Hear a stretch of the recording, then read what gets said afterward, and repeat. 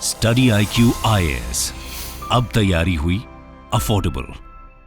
नमस्कार दोस्तों अगर आप थोड़ा भी स्टॉक मार्केट के बारे में जानते हैं तो आई एम श्योर आप सभी ने FNO के बारे में सुना होगा, that is future and options. मैं यहाँ पर डेरिवेटिव्स की बात कर रहा हूँ। बेसिकली क्या होता है कि अगर आपको स्टॉक मार्केट में नॉर्मली पैसा लगाना है, कोई भी शेयर्स वगैरह खरीदना है, जैसे कि रिलायंस हो गया, टाटा हो गया, इस तरह की जब आप इन्वेस्टमेंट करते हो तो मान लो अगर आपने 1 लाख रुपए लगाया तो आपको 1 लाख रुपए के शेयर्स मिल जाएंगे और धीरे धीरे करके उसमें वृद्धि होगी और आपको प्रॉफिट होगा। तो ये तो एक नॉर्मल तरीका हो गया जो कि अभी तक ज़्यादातर लोग करते थे। लेकिन आज के डेट में क्या है कि जो नई पीढ़ी है, जो युवा है, वो जब स्टॉक मार्केट में निवेश करता है तो कहीं ना कहीं उसके थॉट में ये आने लगा है कि उसको छोटे समय में बहुत सारा पैसा बनाना है। और इस चक्कर में क्या होता है कि बहुत से लोग FNO के अंदर घुस जाते हैं, डेरिवेटिव्स में ट्रेड करने लगते हैं। और हम सबको पता है कि जो FNO है वो एक्चुअली बनाया ये गया था, इसलिए गया था बिकॉज ऑफ हेज करने के लिए। मतलब कि जैसे मान लीजिए अगर आपने रिलायंस का या फिर किसी का भी शेयर खरीदा है तो उसका आप पुट ऑप्शन खरीद लेते हो ताकि आपका सिक्योर रहे। अगर मान लो अचानक से रिलायंस के शेयर गिर जाएं तो भी आपका एक इंश्योरेंस की तरह होता है, आप समझिए। लेकिन आजकल लोग क्या है कि उसको गैम्बलिंग की तरह लेने लग गए हैं। गैम्बलिंग शब्द का इस्तेमाल मैं नहीं कर रहा हूं, इनफैक्ट खुद इकोनॉमिक सर्वे जो भी आया था उनके द्वारा भी किया गया है। और ये आप देख सकते हो, इकोनॉमिक सर्वे ने यहां पर वार्निंग भी दी थी और कहा था कि FNO trading caters to gambling instincts, loss makers may feel cheated। और इसकी वजह से कहीं ना कहीं जरूरी हो गया था कि FNO ट्रेडिंग के ऊपर लगाम लगाई जाए, यहां पर उसको थोड़ा सा कंट्रोल किया जाए। जिस तरह से लोग उसके अंदर एंटर कर रहे हैं उसको थोड़ा सा रोकने की कोशिश की जाए। और इसी को देखते हुए आप देख सकते हो जो बजट कल पेश किया गया है निर्मला सीतारमण जी के द्वारा, उसके अंदर जो सिक्योरिटीज ट्रांजैक्शन टैक्स है उसको बढ़ा दिया गया है। और ये काफी हद तक बढ़ाया गया है, जो मैं आपको आगे वीडियो में बताऊंगा, जिसकी वजह से अब माना यह जा रहा है कि FNO में जिस प्रकार की ट्रेडिंग हो रही थी, लोग स्पेकुलेटिव ट्रेडिंग कर रहे थे, उसमें कुछ हद तक गिरावट आ सकती है। और इसी के बारे में हम डिटेल से जानेंगे,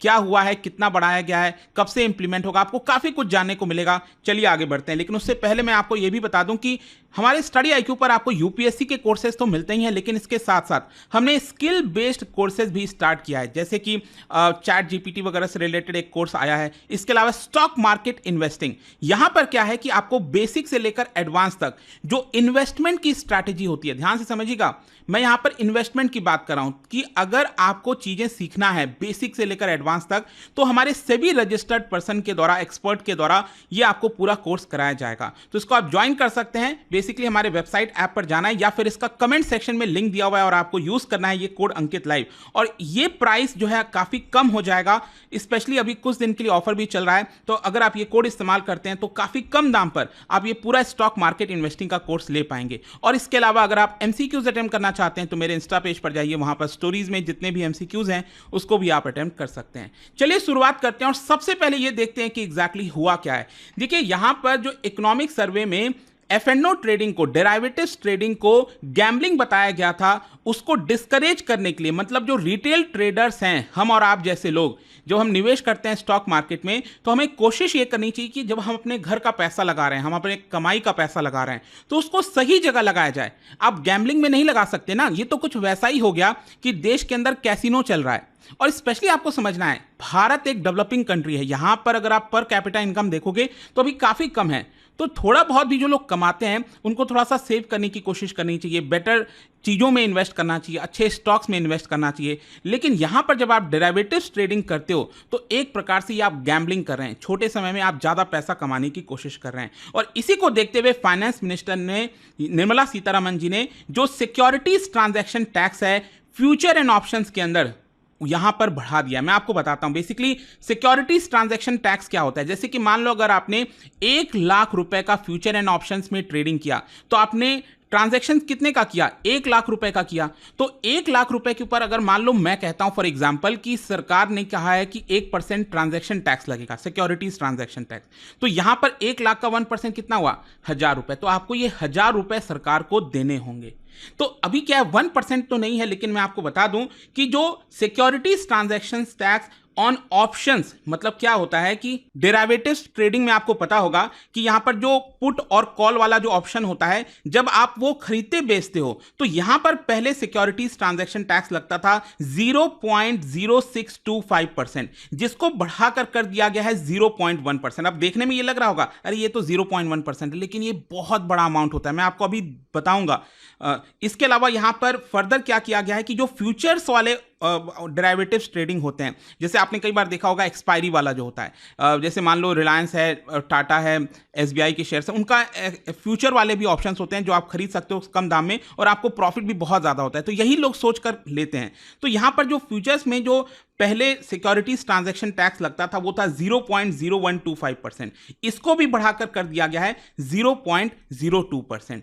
तो ये जो पूरा चेंजेस है दोस्तों, लेट मी टेल यू, ये 1 अक्टूबर से आने वाला है। अब इसका इंपैक्ट क्या होगा, मैं आपको जस्ट एक एग्जांपल बताता हूं। आप सभी ने जीरोधा के बारे में सुना होगा, बहुत लोगों ने अकाउंट खुलवा रखा है, वहां पर ट्रेडिंग करते हैं। तो यहां पर क्या है कि जीरोधा ने यह बताया कि पिछले साल सिक्योरिटीज ट्रांजैक्शन टैक्स का जो कलेक्शन हुआ था उनका, वो था 1500 करोड़ रुपीस, 1500 करोड़। और मान लीजिए अगर वॉल्यूम गिरता नहीं है, अगर सेम ट्रांजैक्शन होता है और नए वाले अगर आप टैक्स पर लगाते हो, ये जो सिक्योरिटीज ट्रांजैक्शन टैक्स बढ़ाया गया है, अगर आप नए वाले इंक्रीज टैक्स पर लगाते हो तो ये अमाउंट 1500 करोड़ से बढ़कर 2500 करोड़ हो जाएगा। मतलब आप समझ रहे हैं कि यहां पर जो टोटल सिक्योरिटीज ट्रांजैक्शन टैक्स का कलेक्शन है वो ऑलमोस्ट 80% बढ़ जाएगा। तो इसका मतलब क्या हुआ कि जो निवेशक हैं, जो लोग इसमें डील करते हैं, उनको ज्यादा टैक्स पे करना पड़ेगा। और ऑब्वियस सी बात है, ये क्यों किया गया है, ये बढ़ाया क्यों गया है? सिंपल सी चीज है, सरकार चाहती है कि लोग सही तरीके से निवेश करें, वो स्पेकुलेटिव ट्रेडिंग ना करें, गैम्बलिंग ना करें।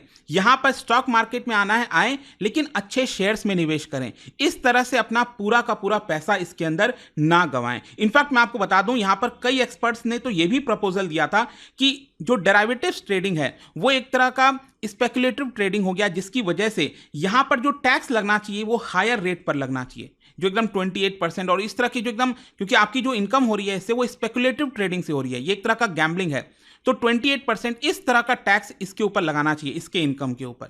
इस तरह के भी सुझाव यहां पर दिए गए थे, ऑल्दो वो सब नहीं किया है अभी के लिए। फाइनेंस मिनिस्टर ने जो सिक्योरिटीज ट्रांजैक्शन टैक्स है वो बढ़ा दिया है। इनफैक्ट आप देख सकते हो यहां पर मैं आपको बताता हूं किस तरीके से हमारे देश के अंदर डेरिवेटिव्स ट्रेडिंग बढ़ी। आप शॉक हो जाओगे, लिटरली शॉक हो जाओगे। Look at this number. यहां पर जो इंडेक्स ऑप्शंस में ट्रेडिंग होती है, इंडेक्स ऑप्शन जैसे आपने निफ्टी के बारे में सुनाई है, तो निफ्टी का भी यहां पर ऑप्शंस होता है, कॉल, पुट, फ्यूचर्स। तो उसमें जो ट्रेडिंग होती है डेरिवेटिव्स ट्रेडिंग, उसका जो टर्नओवर था 2018 में, आपको पता है कितना था? 4.5 लाख करोड़। और इस साल 2024 आते आते आपको पता है कितना हो गया? ये हो गया 140 lakh crore, 140 lakh crore. Can you imagine? मतलब 5-6 साल के अंदर 4.5 लाख करोड़ से बढ़कर 140 लाख करोड़। मतलब लोग कितना ज्यादा डेरिवेटिव्स ट्रेडिंग कर रहे हैं। इनफैक्ट अगर आप टोटल पूरे डेरिवेटिव सेगमेंट का टर्नओवर निकालोगे तो 2018 में ये 210 लाख करोड़ था, जो कि बढ़कर इस समय हो गया है 500 लाख करोड़। मतलब लोग बेहिसाब तरीके से इसके अंदर ट्रेडिंग कर रहे हैं और बहुत सारा पैसा लूज कर रहे हैं। इनफैक्ट अगेन यहां पर आप देख सकते हैं कि पूरे दुनिया में 2023 में अगर आप देखोगे, पूरे दुनिया में 108 बिलियन ऑप्शंस कॉन्ट्रैक्ट्स ट्रेड हुए थे। ध्यान से सुनिएगा, 108 बिलियन ऑप्शंस कॉन्ट्रैक्ट्स ट्रेड हुए थे, जिसमें से 78% जो ट्रेडिंग है वो इंडियन एक्सचेंज पर हुआ था, मतलब भारत के एक्सचेंज पर हुआ था, नेशनल स्टॉक एक्सचेंज और बॉम्बे स्टॉक एक्सचेंज पर।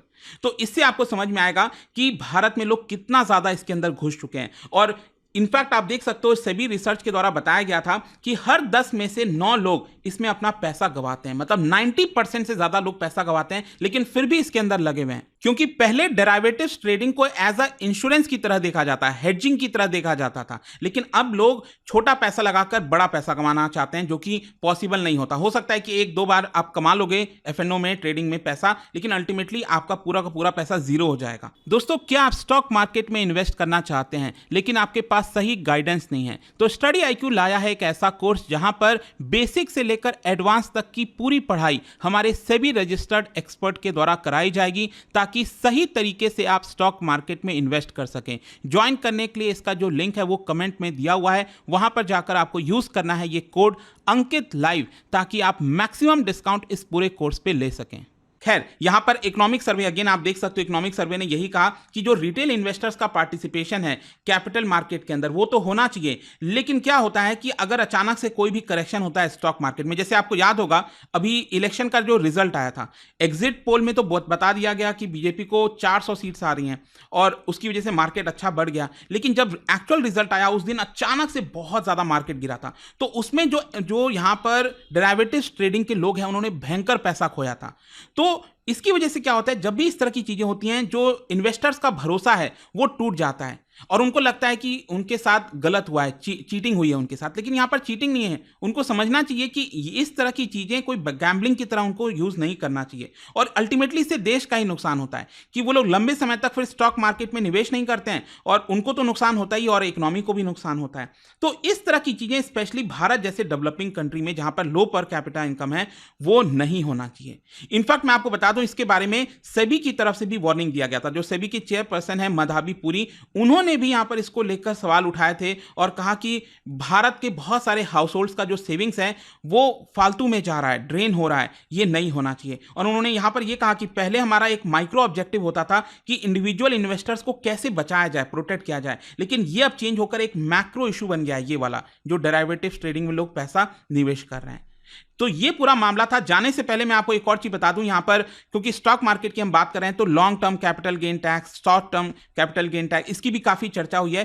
देखो कल जब ये अनाउंस हुआ था तो अचानक से आपने देखा होगा स्टॉक मार्केट काफी गिर गया था, लेकिन फिर इसमें रिकवरी हुई। लोगों को समझ में आया कि नहीं ऐसा भी खराब नहीं है, क्योंकि देखो short term capital gain tax 15% से बढ़ाकर 20% किया गया है और जो लॉन्ग टर्म है उसमें 10% से बढ़ाकर 12.5% किया गया है। लॉन्ग टर्म उसको कहते हैं जब आप शेयर्स को 1 साल से ज्यादा अपने पास रखते हैं। तो यहां पर क्या है कि अब जब आप अपना शेयर्स बेचोगे और उसमें से जितना भी आपको प्रॉफिट होगा, गेन होगा, उसमें थोड़ा ज्यादा आपको टैक्स सरकार को देना पड़ेगा। लेकिन यहां पर हमने समझना है कि ये जो टैक्स था वो अगर आप पूरे दुनिया भर में देखो तो थोड़ा कम ही था भारत में। तो सरकार चाह रही है कि इसको ग्लोबल स्टैंडर्ड पर लाया जाए, तो अल्टीमेटली इससे भारत का जो ओवरऑल कैपिटल मार्केट है वो बेटर होगा। इस तरह की चीजें भारत का स्टॉक मार्केट पहले भी ऑब्जर्व कर चुका है और इसमें भी बताया जा रहा है कि काफी अच्छा ऑब्जर्व कर गया है। खैर यहां पर जब हम स्टॉक मार्केट की बात करते हैं ना, तो देखो किस तरीके से भारत में स्पेशली कोविड के बाद से लोगों ने निवेश करना स्टार्ट किया है। इनफैक्ट इकोनॉमिक सर्वे में यह भी बोला जा रहा था कि अब लोगों को लगता है कि जो फिक्स डिपॉजिट में इंटरेस्ट है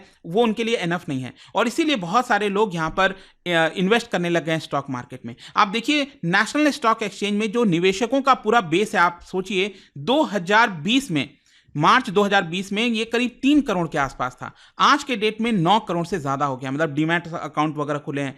तो मतलब आज के डेट में भारत का जो टोटल हाउस होल्ड्स है उनका 20% पैसा कहीं ना कहीं फाइनेंशियल मार्केट की तरफ जा रहा है और इसीलिए क्या हुआ है कि बैंकों में एक तरह से लिक्विडिटी क्रंच आ गया, डिपॉजिट क्रंच आ गया है कि यहां पर लोग क्रेडिट तो ले रहे हैं, लोन तो ले रहे हैं बैंकों से, लेकिन जब डिपॉजिट करने की बारी आ रही है तो लोग अब सेविंग्स अकाउंट में, फिक्स डिपॉजिट में उतना इन्वेस्ट नहीं कर रहे हैं। अब लोग क्या कर रहे हैं, उसको स्टॉक मार्केट की तरफ जा रहे हैं। और आप देख सकते हो बैंकों का क्रेडिट ग्रोथ 13.9% हुआ था और डिपॉजिट ग्रोथ कितना हुआ, सिर्फ 10.6%।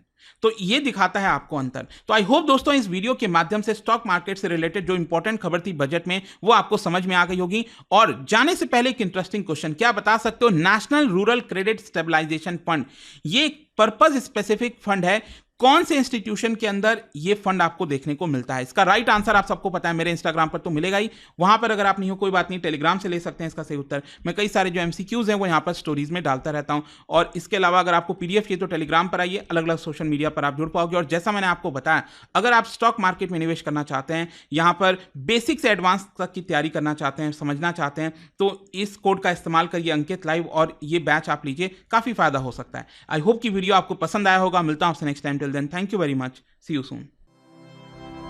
स्टडी IQ IAS, अब तैयारी हुई अफोर्डेबल।